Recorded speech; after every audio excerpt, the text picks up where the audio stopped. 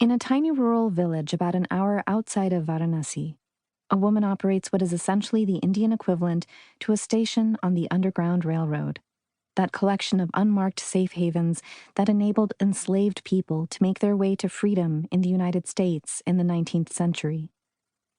I won't tell you where, but I hide runaways here, the diminutive great-grandmother said.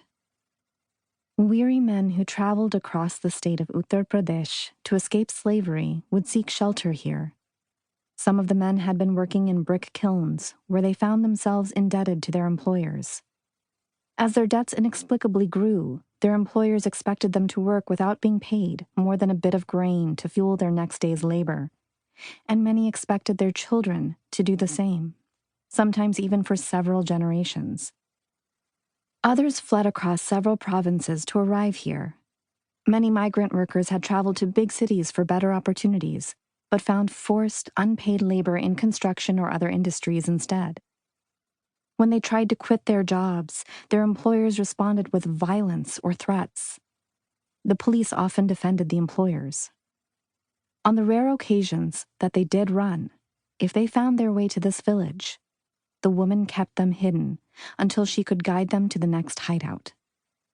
A few nonprofit organizers knew she ran a safe house, and they quietly assisted her.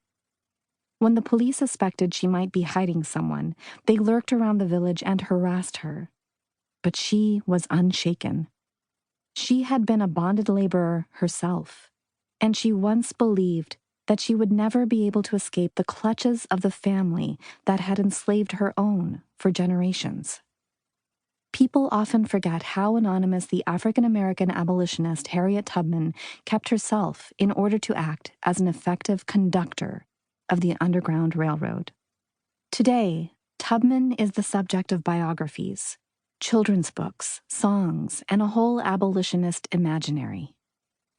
However, if her contemporaries had known too much about her, her name, where she lived, where she worked, who she ferried, what routes she traversed with fugitives in tow, she would have lost her ability to help people escape to freedom.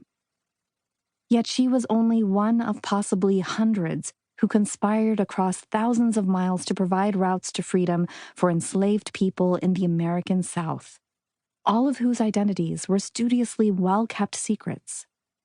This is one of the great achievements and mysteries of the Underground Railroad. So, when I heard this woman's story, which she shared to enlist the help of the community organizers with whom I was traveling, I quickly deleted her name from my notes. To ensure her ability to continue her work, her story must remain only whispers.